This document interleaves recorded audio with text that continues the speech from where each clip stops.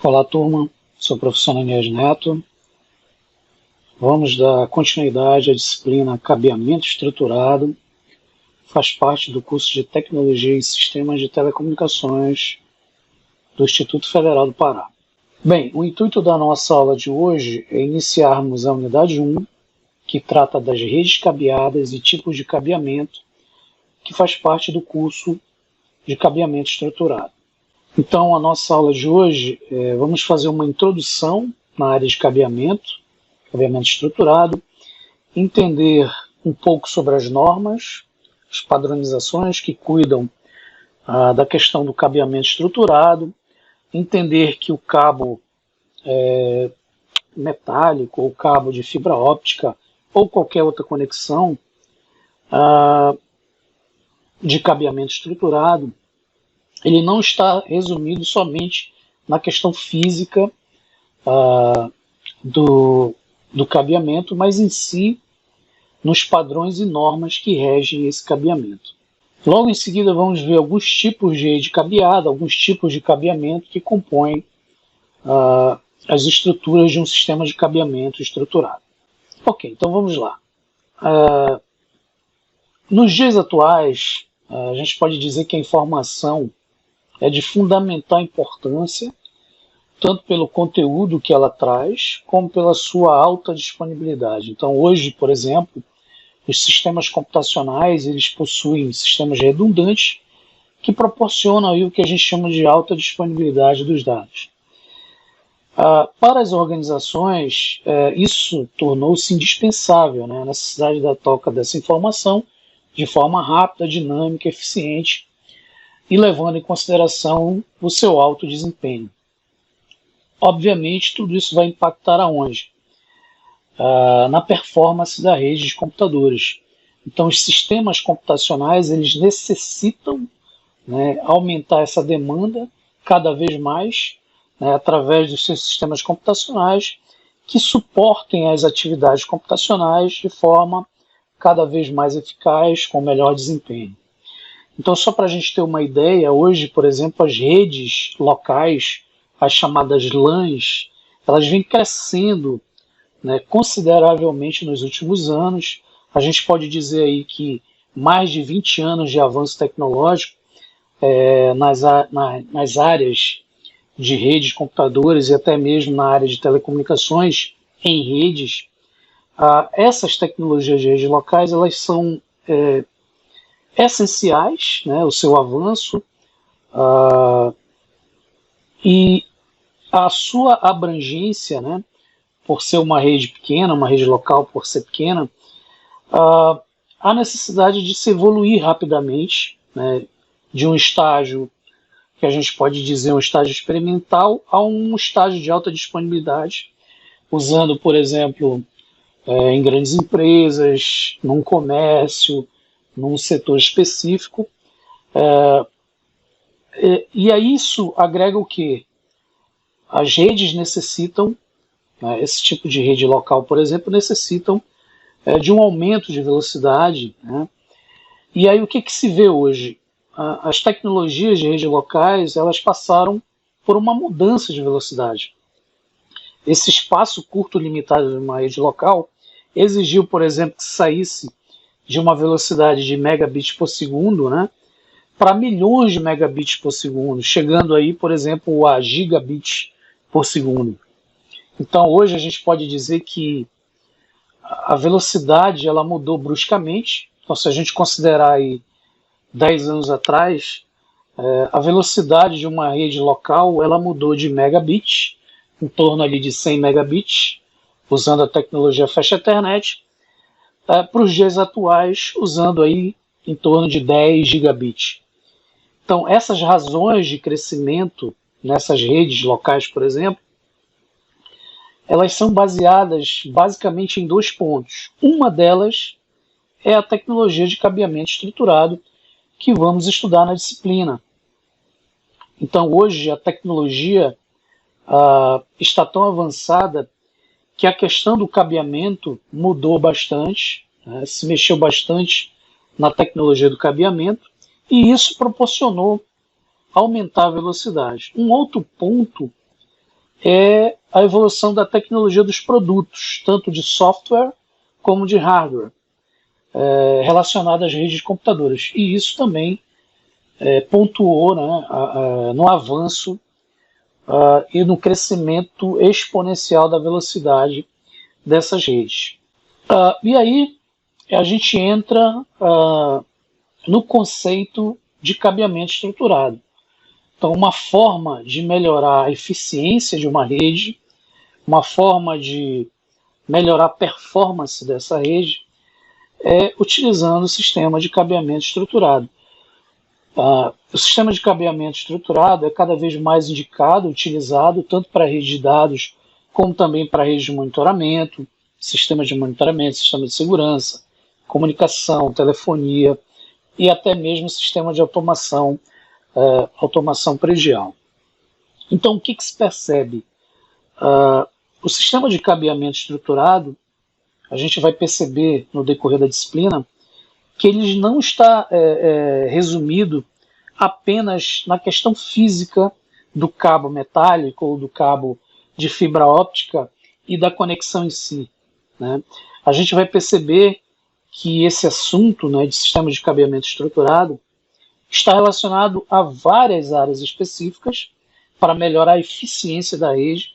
Dentre elas, a gente pode citar, por exemplo, a área das interferências eletromagnéticas. Então, os cabos eles melhoraram muito em relação a isso. Ao surgimento dos subsistemas de cabeamento estruturado, onde você observa aí uma melhor organização da estrutura de cabeamento. A questão elétrica, né, por exemplo, o sistema de aterramento elétrico se melhorou muito e isso impactou também na velocidade dos cabos. O uso, por exemplo, da transmissão através de sinal de luz, e aí nós temos o uso da fibra óptica, né, que aumentou bruscamente a velocidade, aumentando aí em escalas e cotas de velocidades, surgindo grandes centros de processamento de dados, como os data centers, possibilitando uma maior eficiência das redes, agregando alta disponibilidade e performance dos dados dentro do sistema computacional. Bem, aí dentro desse contexto nós temos o chamado cabeamento estruturado, né? O cabeamento estruturado ele nada mais é que um método de se padronizar um cabo, né, que vai compor uma rede, considerando nos seus grandes aspectos as chamadas normas de segurança. Então aí nós temos alguns órgãos bastante conhecidos na área de cabeamento estruturado. Nós temos, por exemplo, a ANSI, a EIA e a TIA, né, que são órgãos internacionais que cuidam basicamente das principais normas. Nós temos a TIA 568 e o 569, né, que são das principais normas encontradas em cabeamento estruturado. Então, o cabeamento estruturado ele vai nos trazer as melhores práticas, né, dentro de uma organização e padronização, onde se vai aproveitar os melhores recursos dos equipamentos dentro da área de cabeamento estruturado. Ok. E aí nós temos o conceito de cabeamento estruturado. O cabeamento estruturado ele pode ser conceituado como sendo uma área, um ramo, um ambiente, né, que tem por objetivo principal a orientação das boas práticas de instalação das conexões e dos meios de transmissão entre as redes de computadores. E aí ela deverá possuir uma infraestrutura que suporte as mais diversas aplicações. Então a gente pode dizer que o cabeamento estruturado ele dá uma ênfase à organização, né, às boas práticas de instalação dessas conexões, e essas boas práticas elas são apoiadas com maior ênfase às normas, geralmente as normas da ANSI, da TIA-EIA 568B, da ABNT NBR 14.565 de 2007, que é a nossa norma brasileira, e aí proporcionando, né, essa infraestrutura de forma organizada dentro de uma infraestrutura de rede de computadores. Então é possível citar como exemplo a tomada de telecomunicações que a gente vai encontrar em determinados ambientes que são padronizados, e aí você vai ver tomadas de telecomunicações que atendem tanto ao computador quanto, por exemplo, ao uso de um aparelho telefônico de voz sobre IP. Então isso é uma padronização, né, onde o cabeamento estruturado ele está presente, empregando, digamos assim, essa organização dentro de um padrão, dentro de uma norma. Então, qual seria a importância do cabeamento estruturado? Realizar um planejamento da infraestrutura, tendo em vista aí o cumprimento de todas as normas técnicas, geralmente normalização, né, nacionais e internacionais. Então, para a gente entender a normalização, são passos a serem seguidos para a realização de um projeto. Então, quando você usa uma norma técnica, você está seguindo passos para a realização desse projeto. E aí, dentro dessa normalização, você tem a padronização, que são os documentos de especificações técnicas, né, dentro das normas técnicas. Então, imagina que você, utilizando aí um produto de um determinado fabricante, né, cada fabricante produz esse seu produto da sua forma, de acordo com a sua regra, né? Então, se cada fabricante constrói esse seu produto de acordo com a sua regra, você vai ter regras distintas entre esses fabricantes. E aí, como padronizar, como normalizar isso aí? Criando documentos, especificações técnicas que evitem você utilizar um produto de um determinado fabricante que não é compatível com um fabricante específico, tá? Então, eu posso ter um fabricante A que produz um cabo, um fabricante B que produz outro tipo de cabeamento, e aí, quando a gente for utilizar esses cabos num equipamento específico, não vai existir uma compatibilidade. Então, a norma, né, ou seja, o cabeamento estruturado, junto com as normas técnicas, elas estão aí para ajudar o usuário final a facilitar a usabilidade dos produtos. Então, a normalização ela vai facilitar as etapas de produção desses produtos, né? Por exemplo, de cabos, né, de conexões metálicas ou conexões de fibra ópticas, reduzindo aí, digamos assim, o crescimento desordenado de procedimentos e produtos não compatíveis. Então, essa é a importância do cabeamento estruturado. Aí a gente pode dizer que o cabeamento estruturado ele visa garantir que todo projeto de infraestrutura seja plenamente capaz de operar um período mínimo aí de 10 anos, suportando além dos processos, né, os equipamentos utilizados dentro de uma rede, como os servidores de rede local, os equipamentos como os comutadores, os switches, roteadores e outros equipamentos em suas extensões. Então essa é a importância do cabeamento estruturado. Gerar uma normatização, que é um conjunto de passos, dentro de uma padronização, que é um conjunto de documentos que vão determinar o melhor uso, né, dentro de uma organização do cabeamento estruturado. Então a gente pode dizer que a norma deu início à padronização. Então quando surgiram aí os cabos, os fios, os cabos metálicos, né, para os sistemas de telecomunicações, tanto em edifícios, em áreas comerciais, em meados da década de 90, né, surgiram os órgãos responsáveis por essa padronização. E os principais órgãos foram o EIA e o TIA, né? O EIA é Electronic Industry Association e o TIA Telecommunication Industry Association.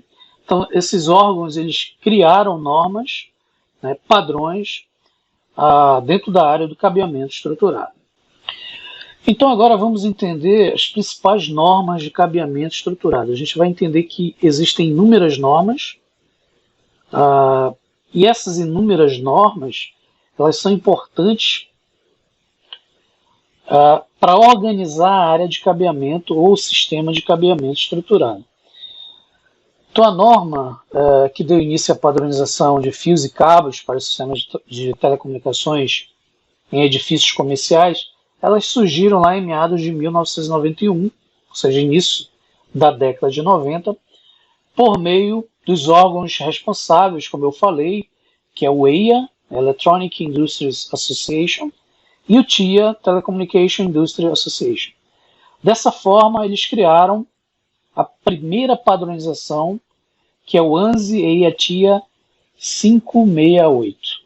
E aí depois houve mudanças dessas padronizações. Geralmente essas padronizações passaram por revisões e aí foram mudando, né, de acordo com a necessidade de cada área específica dentro do cabeamento estruturado. Bem, o que vem a ser então uma norma? Qual seria a principal meta de uma norma? A norma ela tem como intuito desenvolver, planejar, fixar padrões para os sistemas de cabeamento, não importando o fabricante, e sim a forma como o produto será executado ou constituído. Então é aquilo que eu falei. Independente de plataforma, dispositivo, equipamento, o meu sistema de cabeamento tem que funcionar. Então a norma ela veio para padronizar, né, reconhecer essa padronização em sistemas de cabeamento estruturado para as diversas áreas de comunicação de dados, né, para os diversos profissionais das áreas, para os diversos fabricantes, consultores, usuários, reunindo aí de forma abrangente várias organizações. Então a gente vai ver que envolve a ISO, envolve a TIA, a EIA, a ANSI, a ABNT aqui do Brasil, tá? Para justamente dar continuidade à questão da padronização e organização do cabeamento estruturado. Então vamos ver agora algumas das principais normas. Então eu vou citar algumas, as mais relevantes, as mais importantes, para que a gente possa entender um pouquinho da evolução das normas. Então tudo iniciou ali na década de 90, em 1991, a ANSI TIA-EIA criou a 568, a norma que iniciou a padronização de cabeamento de telecomunicações em edifícios comerciais. Então a gente pode dizer que foi o pontapé inicial da normatização, ou seja, da padronização, da criação de documentos de normas para cabeamento estruturado. Logo em seguida veio o padrão 568A, essa norma é uma revisão do padrão de cabeamento anterior, e aí você vai ver que surgiram várias revisões, né, que foram modificando uma em relação à outra. Logo em seguida surgiu a TSB 67, norma responsável por especificar o desempenho de transmissão para teste em sistemas de cabeamento par trançado, que é um tipo de cabeamento que vamos estudar mais à frente. Depois veio o TSB 72, norma responsável já pela padronização de cabeamento de fibra óptica. Em seguida, o TSB 75, essa norma é responsável pelas práticas de cabeamento horizontal e escritórios abertos. Em seguida, nós tivemos a TSB 95, uma norma com papel fundamental para o desempenho da categoria CAT 6 do par trançado, de 4 pares, utilizando aí o padrão de 100 ohms. Depois tivemos o 568A1, A2, A3, que são normas específicas de cabo par trançado, né, de 4 pares. Em seguida, o A4, né, essa norma possui requisitos de método de teste para o uso de paradiafonia, ou seja, interferência provocada em um par adjacente de cabos, né, e aí os patch corders, né, são padronizados através de cabos par trançado não blindados, os chamados UTPs. Bem, em seguida tivemos o avanço com a 568A5. Essa norma tem como papel fundamental a orientação e desempenho em transmissões de cabo categoria 5E, que é uma extensão da categoria do cabo de categoria 5. E aí em seguida tivemos o surgimento do padrão mais importante das normas, que é considerado o ANSI TIA 568B. E aí nós tivemos a extensão B1, B2, B3. A gente pode dizer que essa é a mais recente norma publicada pela TIA, né? O padrão 568B, e aí ele foi revisado através do padrão anterior, que é o 568A, e ele foi começando a ser publicado a partir de 1995. E aí nós temos o B1, que é o projeto que discute requisitos gerais, fornece informações que diz respeito ao planejamento e verificação dos sistemas de cabeamento estruturado de edifícios comerciais, é um dos mais usados. Estabelece também o desempenho de parâmetros para sistemas de cabeamento, como links permanentes, sistemas de backboners, né? Uma das principais mudanças nesse documento é que ele só reconhece cabos de categoria 5E ou superiores, que são as mais usadas hoje em dia. Nós temos o 568B2, essa norma especifica cabeamentos, componentes e requisitos de transmissão de sistemas de cabeamento, e o B3, que trabalha normas de sistema de cabeamento de fibra óptica. Bem, aí nós temos algumas normas que foram desenvolvidas para algumas áreas específicas, como o T56, o TIA 569, que é um padrão de construção comercial, né, para caminhos de telecomunicações e espaços, criado em outubro de 1990. Depois o 568A, padrão de construção comercial, que foi revisada, né, o padrão anterior. Depois o 570, residencial e comerciais, para sistemas leves de telecomunicação e fiação padrão. Depois o 750A, residencial, também comercial, para sistemas de telecomunicações leves. E aí nós temos o 606, a administração padrão de sistemas de telecomunicações e infraestrutura comercial de edifícios. Depois nós temos o 607, que está relacionado a normas de aterramento e edificações comerciais e requisitos de ligações de telecomunicações. Bem, dessas normas, a gente pode dizer que dentro da norma brasileira, nós temos a ABNT-NBR 14.565. É a norma oficial do Brasil.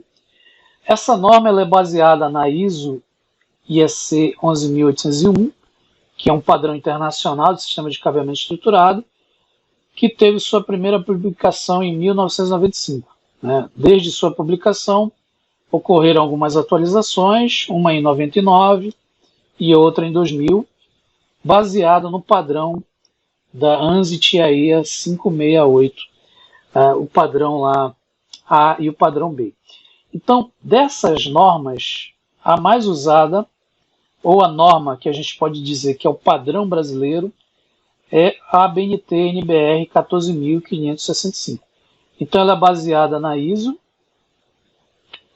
11.801, baseada na TIA 568A e baseada na TIA 568B. Dentro do nosso curso de cabeamento estruturado, a gente vai se basear nessa norma, né, que é a norma brasileira, a norma da ABNT, a norma oficial do Brasil. Ela foi elaborada aí pelo Comitê Brasileiro de Eletricidade, chamado ABNT-CB03, e pela Comissão de Estudos de Cabeamentos de Telecomunicações, o CE 03046.05. Então, o nosso conteúdo da disciplina, né, ele é baseado em normas de cabeamento estruturado. E as normas que vamos estudar no decorrer do curso está relacionado à BNT NBR 14.565. Ok, agora vamos entender alguns meios de comunicação, né, utilizados em redes cabeadas, que são responsáveis por estabelecer o que a gente chama de enlaces de comunicação através dos diversos meios físicos e não físicos. Então a gente vai entender que existem os cabos físicos, né, os meios guiados fisicamente, que vão conduzir um sinal, seja ele elétrico ou um pulso de luz. Então a gente chama de meios físicos. E também os meios não físicos, que geralmente são sistemas de transmissão de telecomunicações que usam, por exemplo, o meio ar como transmissão. E aí a gente chama de meios não físicos ou meios não guiados. Basicamente, no nosso curso de cabeamento estruturado, vamos estudar os meios físicos, ok? Então, as redes de computadores, elas trabalham com tipos de cabeamentos, né, que usam uma variedade de meio de transmissão, e essa variedade inclui aí fios de cobre, os cabos metálicos, os dispositivos que trabalham com sinal de luz, como as fibras ópticas, a transmissão de rádio, micro-ondas, que são os meios não guiados, né, que usam o ar como meio de transmissão, o infravermelho ou feixes de laser. Ok, no nosso estudo de cabeamento estruturado, a gente vai entender que existem vários tipos de cabeamento. Esses cabeamentos eles podem ser metálicos, como por exemplo o uso do cabo de cobre, e também eles podem ser cabos de condução de sinal de luz, como as fibras ópticas. Então, inicialmente vamos estudar o cabeamento metálico. O primeiro cabeamento metálico, que ainda é utilizado, e aí você não vai ver com muita frequência em normas, padronizações, é o chamado cabo coaxial, mas ainda se usa bastante. O que seria em si um cabo coaxial? O cabo coaxial ele é construído de um condutor interno, como vocês estão vendo na imagem, onde você tem um fio de cobre rígido, duro, é o chamado condutor central, circundado por um isolante externo, né, um meio de isolação, geralmente um polietileno sólido, tendo entre os condutores um dielétrico. E aí vamos ter a blindagem e a capa externa, que é a capa protetora. Então, o cabo coaxial hoje ainda é bastante utilizado. Alguns sistemas de rede utilizam, algumas tecnologias, principalmente para conexão de um sistema de comunicação com a antena, para transmissão em meios não guiados. Né? E aí a gente vai ver que existem vários tipos de cabo coaxial. Basicamente, 2 tipos são usados em rede de computadores. E aí o cabo coaxial, como vocês estão vendo na imagem, ele é composto desses principais elementos.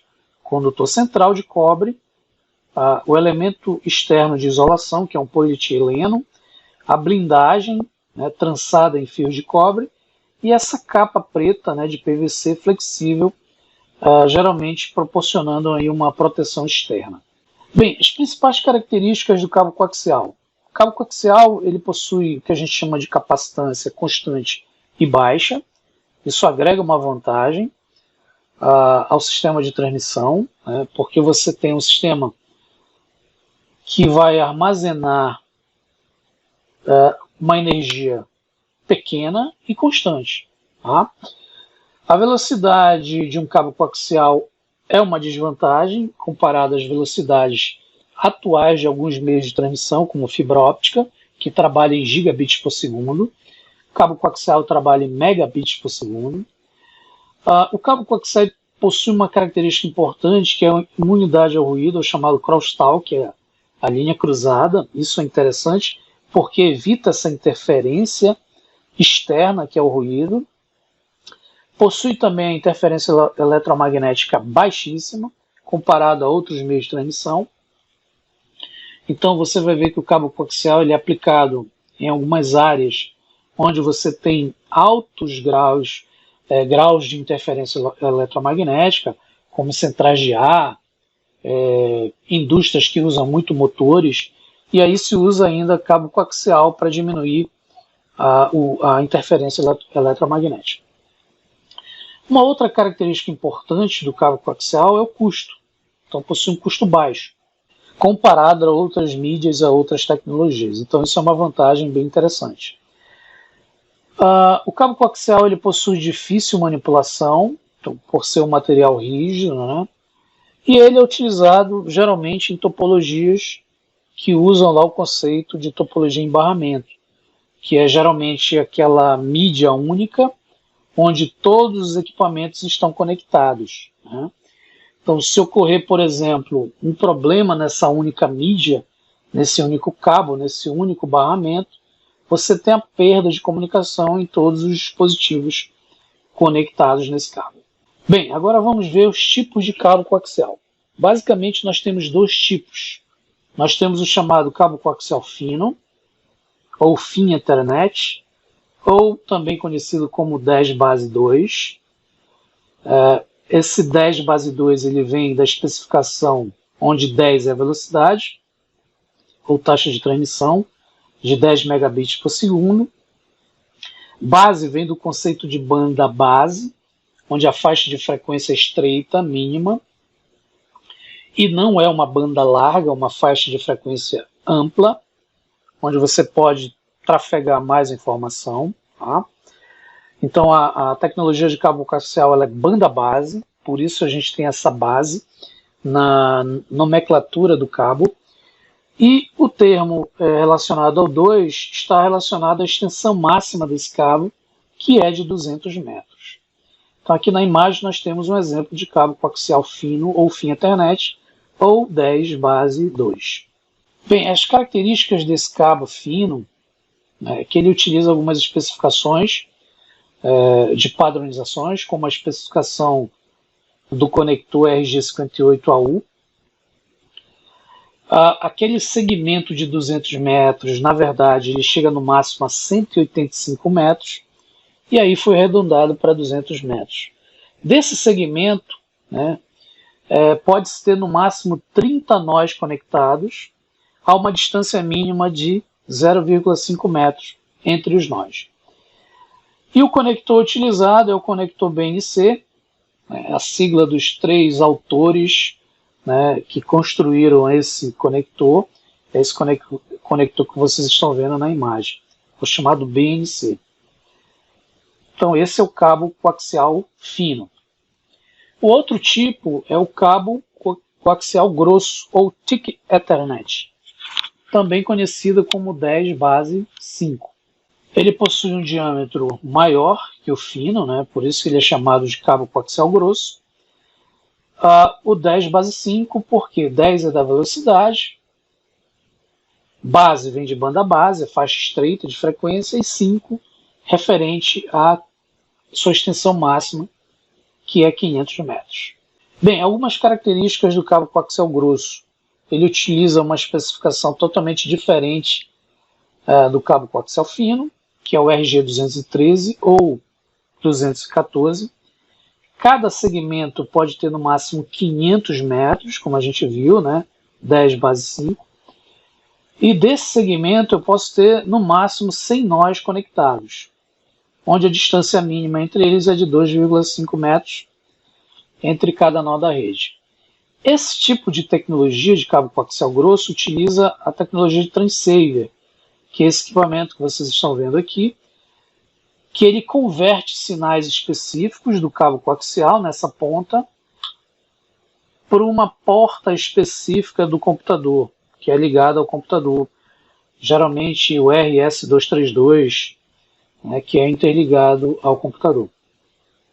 E esses são os conectores do cabo coaxial grosso. Percebam a diferença, né, para o cabo coaxial fino, ele obviamente tem um diâmetro maior.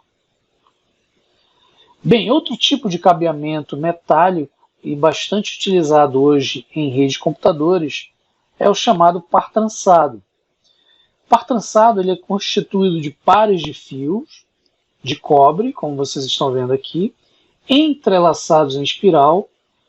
Então essa forma de entrelaçamento ela não está à toa aqui, é uma tecnologia que procura, através desse entrelaçamento em espiral, reduzir os ruídos e interferências eletromagnéticas. Então, através do princípio eletromagnético, né, da condução de corrente, o entrelaçamento ele anula essas interferências eletromagnéticas. Então, isso é importante porque você reduz esses ruídos, interferências externas. Bem, o par trançado também é conhecido como 10 base T ou 100 base T. 10 ou 100 vem da velocidade, que pode atingir de 10 a 100 megabits por segundo. Base vem de banda base, que é a faixa de frequência estreita. E o T de trançado, twister em inglês. Tá? O par trançado ele possui dois tipos básicos. Um sem blindagem, ou UTP. Um shield twist pair, que é o par trançado sem blindagem. E possui um segundo tipo, que é o cabo com blindagem, ou também conhecido como STP, o Shielded Twist Pair, o par trançado com blindagem. Aqui na imagem nós temos a diferença entre os dois. Então aqui na imagem de cima nós temos o sem blindagem, o TP. Então vocês percebem que ele não tem uma capa protetora de blindagem, como o de baixo. O de baixo ele tem uma capa protetora de blindagem, que é o chamado STP. Então essa é a diferença básica entre os dois. Obviamente que isso também vai impactar no custo, né? Então quanto mais você tem uma proteção do cabo, essa blindagem justamente para permitir a proteção, né, segurança contra interferências externas. Bem, dentro do cabeamento metálico de par trançado, nós temos dois esquemas de conexão. A gente pode dizer que são dois esquemas de padronização, também chamado de código de cores. Então nós temos o padrão 568A e o padrão 568B. No padrão 568A você tem uma disponibilização das cores dentro das suas pinagens. Cada cor vai atender uma funcionalidade específica. E se você olhar o padrão B, ele também tem um código de cores, onde eu vou ter uma mudança de algumas cores específicas. Então, por exemplo, no padrão T568A, nós temos o padrão que começa do branco do verde verde, branco do laranja azul, branco do azul laranja, branco do marrom marrom.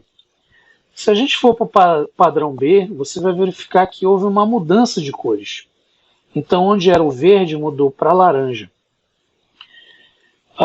Essas duas cores elas estão interligadas porque elas vão ter duas funções básicas. Uma de transmissão e a outra de recepção. Então, vocês vão ver que no T568B, o padrão de cores vai mudar. Então, onde era verde, agora é laranja. Então, o primeiro e o segundo pino eu vou ter branco do laranja laranja, branco do verde azul, branco do azul verde, branco do marrom marrom. Então, como eu falei, essas cores elas foram mudadas porque elas têm funções específicas. Então, por exemplo, o verde ele vai enviar os dados e o laranja vai receber esses dados. Então, percebam que de um padrão para outro houve uma mudança dessas cores. Bem, dentro desse conceito nós temos o chamado cabo direto. O que é um cabo direto? Ambas as extremidades, climpada, que é o processo de fabricação do conector, né, eles vão possuir o mesmo padrão. Então, numa ponta eu vou ter o A, na outra ponta eu vou ter o A. Esse é o chamado cabo direto. Eu posso ter numa outra ponta o B e também na outra o B. Também é o cabo direto. Geralmente esse cabo ele é usado para ligações entre equipamento e computador. Por exemplo, computador hub, computador switch, computador roteador. Além do cabo direto, nós temos o cabo chamado cruzado ou crossover. Tá? O que seria o cabo cruzado ou crossover? As extremidades vão ser climpadas com padrões diferentes. Então, numa ponta você vai ter o A e na outra ponta você vai ter o B. Quando se usa esse tipo de cabeamento? Quando você vai fazer ligações diretas de equipamentos, por exemplo, computador, switch, roteador, hub.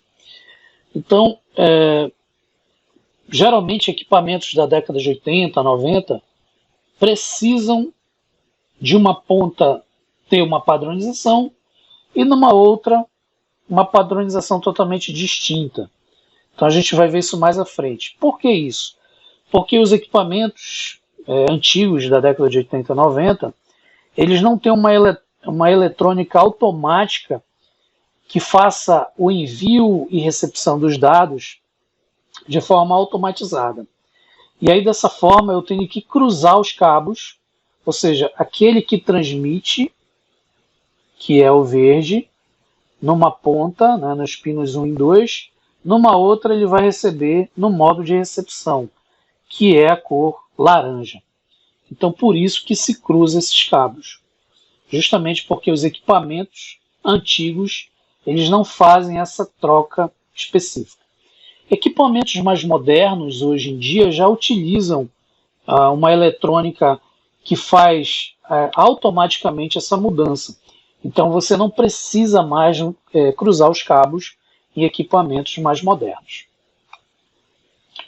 Então, só para ficar claro, o padrão T568A, o primeiro pino eu começo com o branco do verde, o segundo pino o verde, e aí esses dois pinos eles são de fundamental importância porque eles têm a função de transmissão, TR+, e o TR-, que são a transmissão dos dados. No terceiro pino nós temos o branco do laranja, que é o R+, a recepção. Depois o azul, no quarto pino. No quinto pino, branco do azul. No sexto pino, o laranja, que é a recepção. O sétimo e o oitavo pino já vamos ter as cores em marrom, onde eu tenho no sétimo pino branco do marrom e o oitavo pino marrom. Bem, percebam que as duas principais cores, né, que vão fazer o meio de transmissão funcionar são as cores verdes e laranja.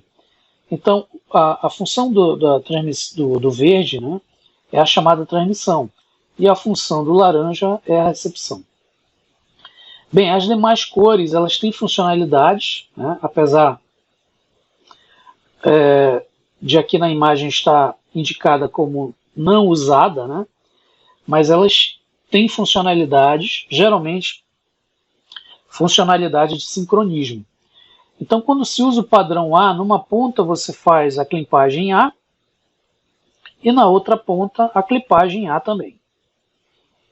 Se a gente for para o padrão B, você vai ver que onde era o verde, ele foi trocado para o laranja. Então, o laranja, no padrão B, ele vai ser a transmissão. E o verde, no padrão B, vai ser a recepção. Então aí você tem a troca de funções. Tá? O padrão B, numa ponta eu vou ter o T568B e numa outra ponta também o T568B. A única diferença é que você vai mudar a funcionalidade, né, onde era a transmissão nas cores verdes, agora é laranja, e onde era a recepção, agora estão nas cores verdes. Bem, e por fim nós temos o padrão crossover. O padrão crossover, como eu falei para vocês, numa ponta eu vou ter o padrão A e numa outra o padrão B. Qual é a finalidade desse cruzamento? Né? Como eu falei, em equipamentos antigos, geralmente equipamentos da década de 80 e 90, quando você vai interligá-los através de um cabo par trançado, eles não têm uma política de mudança automática da transmissão e recepção. Então isso é feito cruzando o cabo. Então, por exemplo, numa ponta onde eu tenho o A, eu transmito com as cores verdes e a recepção vai ser feita pelas cores verdes, né? Então por isso que se cruza o cabo. Então numa ponta você tem o A, na outra ponta você tem o B. E aí onde você transmite no B, você recebe os dados na cor laranja, né, no padrão A. Então isso é o que a gente chama de cruzamento, né, o cabo cruzado ou crossover. As tecnologias atuais, elas não precisam desse cruzamento, então eles fazem isso de forma automática dentro da eletrônica do equipamento. Então isso só é utilizado em equipamentos antigos. Então geralmente quando é que se sabe quando usar um cabo de padrão crossover? Então geralmente você tem que usar o manual do equipamento, ler o manual do equipamento para verificar se ele pede um cabo cruzado. Caso contrário, você não precisa cruzar o cabeamento. Mas a intenção do cruzamento, como vocês estão vendo na imagem, é você transmitir numa pinagem e receber em outra. Transmitir numa pinagem e receber em outra. Então, por isso que se faz o cruzamento. Bem, as principais características do par trançado. O par trançado ele tem fácil instalação, ele é um cabo flexível, independente, as suas conexões são independentes, então você tem uma maior facilidade de instalação. A gente pode dizer que hoje o cabo par trançado tem um custo baixíssimo, comparado a outras tecnologias, como fibra óptica, por exemplo. A instalação e a manipulação do cabo é bastante flexível, então você vai ver que a usabilidade dele é bem interessante, bem fácil de se manipular, comparado, por exemplo, a uma fibra ou um cabo coaxial. De acordo com a sua padronização, ele tem um alcance curto de 100 metros, e a conexão ela é feita geralmente em 2 pontos na rede, né, interligando um ponto ao outro. E geralmente esse tipo de cabeamento utiliza concentradores, como por exemplo os hubs, que são os chamados meros repetidores, ou os comutadores, que são os switches. Ok, gente, essa foi uma aula introdutória na área de cabeamento estruturado. Na aula posterior, na aula que vamos ver mais à frente, vamos falar com maior detalhe de algumas tecnologias, como por exemplo a tecnologia de par trançado. Vamos falar sobre as categorias do par trançado, de acordo com as normas e padronizações. Em seguida vamos falar sobre um outro meio de comunicação também utilizado bastante, de acordo com as normas, que são as fibras ópticas. Estudar os tipos de fibras, entender quando se usa um tipo específico, quando se usa o outro tipo específico de fibra óptica. Então agradeço mais uma vez aí a compreensão de todos e até uma próxima aula.